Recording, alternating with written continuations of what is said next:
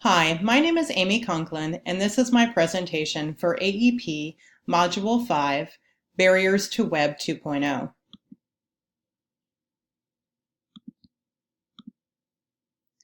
As part of this assignment, we were asked to read several articles, as well as watch a video, and then summarize our barriers to Web 2.0 being fully integrated into the school. I found several barriers when I think about fully integrating Web 2.0 into the schools, and the first one that I found was time. Teachers are asked to do so much in the classrooms, and with any new adoption, it takes time to learn and to build in the classrooms. And therefore, time is a barrier. Another one is training. We ask teachers to do so much, and we're asking them here to completely change their roles. And to do this effectively, we're going to have all the necessary training and professional development, which can also be a barrier. A third barrier is administrative support. With any new initiative or change, you have to have administrative support for the adoption to happen, and administrators must emphasize daily use and provide the necessary infrastructure to make sure that it occurs. A fourth barrier is the digital divide. 73% of households are not connected with broadband, and of those, there are about half of families living on $20,000 or less that are connected to the internet. So poverty is an issue we have to think about and know that those students are rarely connected with the internet when they go home.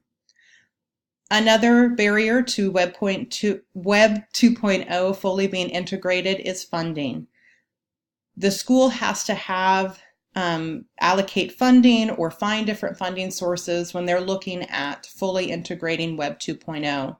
This includes the broad width of their internet access so that their internet can run smoothly even when a lot are on. It may include buying different technology tools, as well as that professional development that I stated earlier. The last, but definitely not the least barrier, is the vision and planning. We've learned throughout our courses that without a clear vision where we're headed, as well as a great plan for how we're going to get there, changes just don't happen. So along with this, we were asked several questions. The first question is, do I feel that the digital divide can be resolved? As I stated earlier, 73% of households have broadband. And if any of you have ever done dial-up, which I did several years back, that's just not going to get you anywhere in today's world. So that is a part of the barrier. And we also know that students that live in poverty probably do not have access at home. And so they have to go scramble and find a place so that they can connect and possibly get schoolwork done. So poverty is an issue when it comes to the digital divide. Another article stated that charter schools, these great charter schools that have different funding and can access all these great technology tools and get their students ready, that brings us to the fact that not all schools are comparably equipped. Obviously, lots of public schools don't have that same funding that charter schools do, so they cannot keep up with the technology and resources that those schools can have.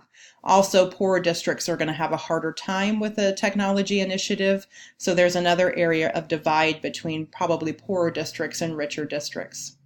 There are a couple of ways that we can help resolve the digital divide. One of those, we know that 77% of people have smartphones, and smartphones can sometimes give us the access that maybe we wouldn't have otherwise, but smartphones are still limited. They can't access everything. So that brings us to the part that schools have to play a big role in this.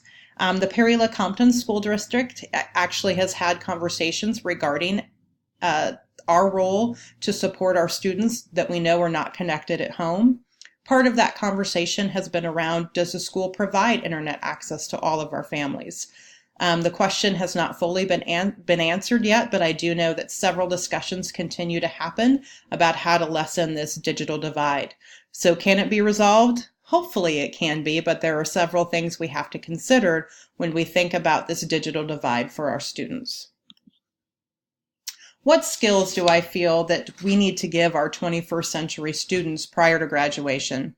Critical thinking is a big skill we need to provide to our students. They need to be able to see a problem, collect data, develop a hypothesis or a possible solution, see if that solution works, and then if not, make changes. We have to give our students those skills.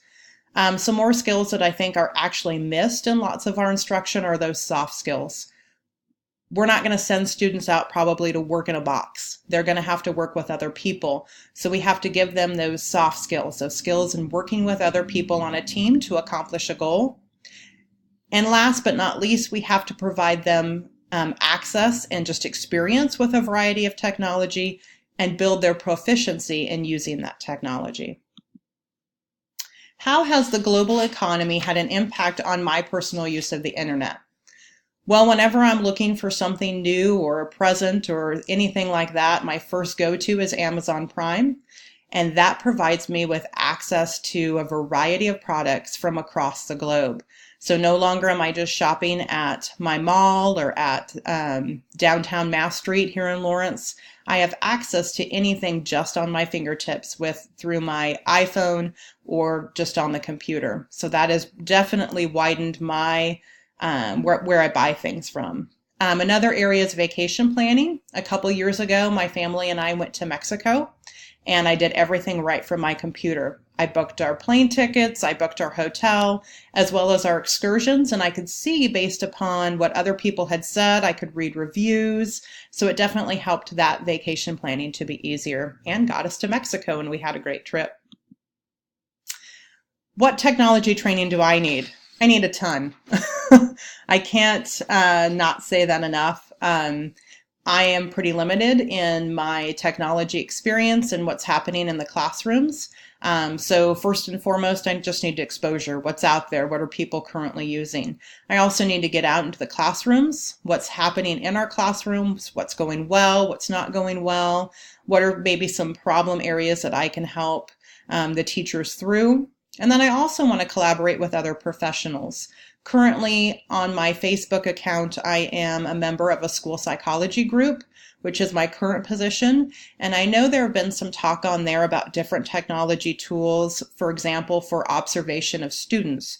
And that might be something I want to truly look at, which might help me in collecting that data when I go into classrooms. Is the school district, Perry-Lecompton, equipped with 21st century technology? And I do think we are. The district has worked really hard to provide us with enough width for our network so that when you are on the internet, you have a great speed, you're able to access everything you need to. Perry-Lecompton has also gone to a one-to-one iPad initiative.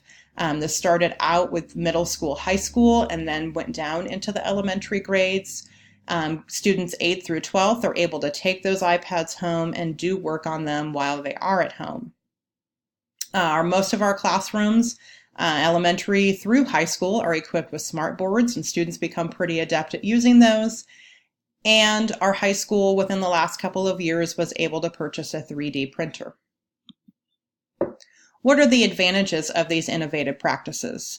Obviously, one of the biggest advantages is individualized learning. We can track student data and learning right away, and that can inform our instruction and help provide that individualized learning environment. One of the things that I am really excited about through the use of technology is accommodations. I think of lots of my special education students, and in the past they didn't want to use a piece of technology that other students weren't using. So with the use of the iPad, they can look like everyone else but have access to those accommodations. Innovative practices also help our students develop a variety of skills, from that critical thinking I said earlier to just proficiency with that technology.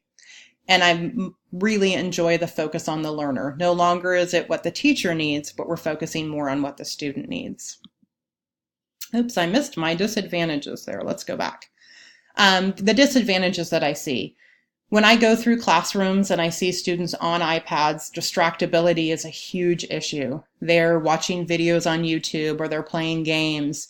And no matter how hard we try to put up different filters, the students can get through. So distractibility is a major issue when students are expected to be on work, they're doing something else. Another one of my concerns is keeping students safe. I've seen students access things they shouldn't, maybe watch something they shouldn't, and I really do worry about them being safe when they are on the internet. And then I really do worry about social networking concerns, the addiction to social networks. And unfortunately, we know that when students spend more time on social media and isolated from the world, depression grows. And guys, I see it every day at the high school setting. I talk to more and more students that are truly depressed. Have I experienced problems with cyberbullying and other inappropriate use? Absolutely. The counselors and I at the middle and high school level deal with cyberbullying on almost a daily basis. I've also had students that have accessed pornography at school, which is definitely something we don't want students to be exposed to on our time. And then also some inappropriate use, such as contacting people they shouldn't be, older adults, as well as sending some pretty horrific messages to their peers. Here are the references I used for my presentation today. I hope you enjoyed it, and I look forward to watching your presentations as well. Thank you.